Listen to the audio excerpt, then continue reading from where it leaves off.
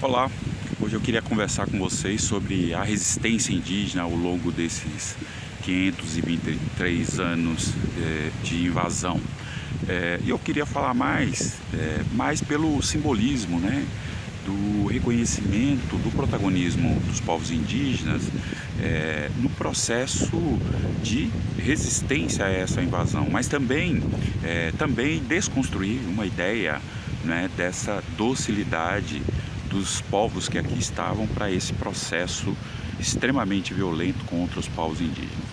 Então, bora lá, né? Bora tentar entender esses processos, que também, de um elemento que eu não estava aqui mencionando, mas é um elemento importantíssimo, né? Que é também a necessidade de desconstruir, né, uma historiografia que lança a luz, dá relevância a partir do século XIX, como se tudo que aconteceu antes não tivesse grande importância para que a gente possa entender esse momento que nós vivemos. Pois bem, então vamos lá. Olha, as resistências, elas foram permanentes. Eu vou falar aqui de algumas importantes, né? Uma das mais importantes, mais relevantes, foi a primeira resistência, que foi da Confederação dos Tamoios, né? Os tupinambás conseguiram articular outros povos para resistir ao processo, já no começo do século XVI, né, ao processo de escravização, né, exploração que estava acontecendo por parte dos portugueses. Foi muito importante, inclusive foi uma luta que levou à derrota dos portugueses. Os portugueses tiveram que baixar sua bandeira. Porém, o que aconteceu foi que o acordo de paz que foi ali costurado pelos jesuítas, né, foi um acordo mentiroso, né? Os portugueses, durante 2 anos, se organizaram, vieram com a frota ainda maior e aí sim derrotaram os tamoios, né? Então, isto é importante, foi uma derrota, né, que os portugueses sofreram, que até hoje, né, não perdoam os tupinambás, exatamente por esse seu espírito guerreiro e que conseguiu impor uma derrota, né, aos invasores. Então, essa foi uma das, ao longo nós tivemos várias outras, né, as revoltas guaraníticas, né, principalmente na região sul, né, onde 7 povos, as missões se estabeleceram, né, tem aquilo que nós conhecemos como 7 povos das missões, mas eram mais povos, mas enfim, que impuseram também uma resistência enorme, porque eles tinham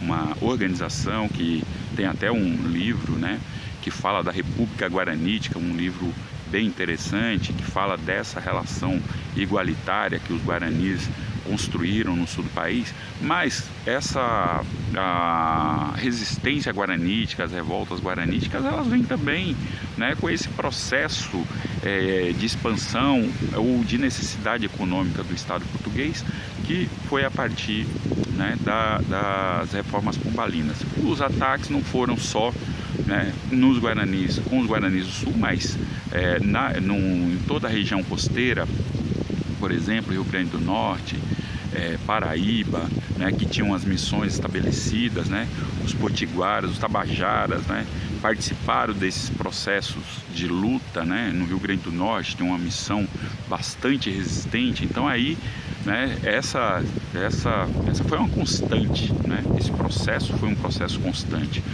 Os quilombos, né, que são territórios indígenas, eram utilizados. Vejam só como é importante a gente pensar nessas resistências, né? Os quilombos, eles eram em territórios indígenas, usavam armamentos indígenas, né? Agora, recentemente, lá na Serra da Barriga, foi achado na casa onde morava Zumbi mais de 10 urnas funerárias, e as urnas eram utilizadas pelos tupinambás. E aí, né, estivemos nos quilombos, provavelmente, pelo que tudo indica, pelos dados que aparecem, provavelmente em maioria do que as africanas e os africanos que ali para os territórios iriam, né, para ter a nossa proteção numa região, né, que tenha militarmente condições para resistir, né, ao processo violento que os portugueses, né, cometiam contra as africanas, os africanos e os indígenas, né? Então essa também foi uma grande resistência.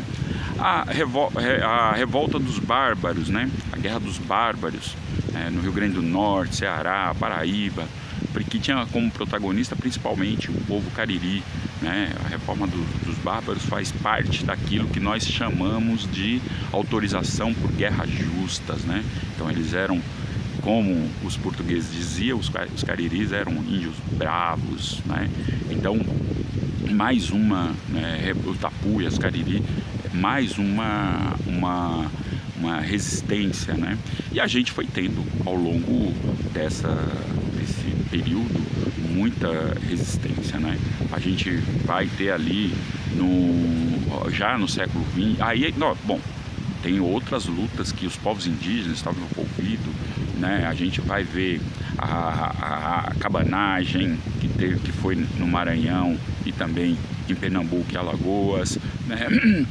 Nós vamos ter canudos, né, que em sua maioria eram indígenas também, né? Nós vamos ter diversas lutas. Só para que vocês possam ter uma ideia, eu fiz um levantamento de quantas lutas de resistência indígena. Até meados do século XVIII, praticamente eram todas resistências indígenas. São várias, mais de 40 resistências indígenas. Claro que eu não vou conseguir falar de todas aqui, né? Porque todas tiveram uma importância muito grande, né? Em todos os períodos, em todo esse processo, a maioria. E depois, nos outros períodos, né, em todos os períodos, teve a presença indígena como uma presença fundamental. Por exemplo, uma das resistências que é pouco falado é a resistência do cangaço, né? O cangaço, quem são os cangaceiros? São indígenas que foram expulsos para os sertões, né? E que em dado momento o colonocapitalismo começa a se expandir para o sertão, e aí quando ele se expande é de forma violenta, é de forma impositiva, e o que acontece os povos indígenas começam a reagir, e começam a reagir como? Da forma que conheceu a resistência, né? E aí a gente vai ver, né, um período longo de resistência, só que é pouco falado a presença indígena nesse processo de resistência dos cangaceiros, no cangaço, né? Então é também uma outra questão importante. Uma outra resistência ainda do Pinambá, né, que também é muito conhecida, é a resistência que tinha como liderança o caboclo índio Marcelino, no Ilhéus, no sul da Bahia, né, que também foi muito resistente. Aí ele já organizado em partido político ali, né, no começo do século XX, né, uma resistência muito importante. As resistências também elas vão mudando conforme, né, os povos indígenas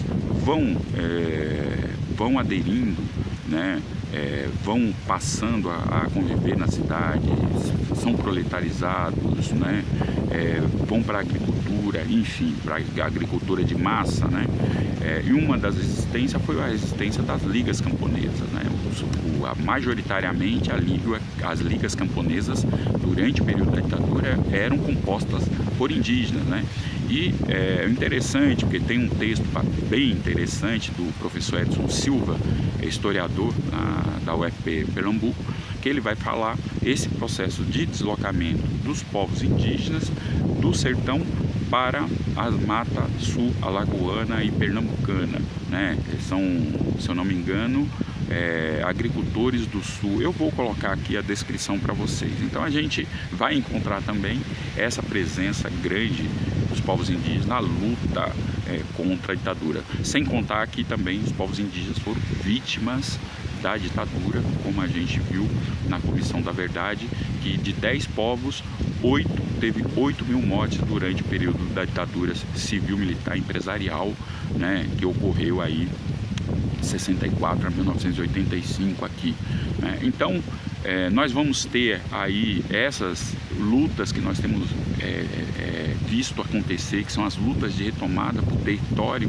que ela se acelera a partir da Constituição de 88, que o governo tinha 7 anos para demarcar todo o território indígena, até hoje não demarcou, acho que se demarcou cerca de 60% do território. Então tem as lutas de retomada dos povos indígenas, né, no Nordeste, no Centro-Oeste, né, bastante presente essas lutas, né, mas também tem as lutas, né, que os povos estão fazendo em outras frentes, né?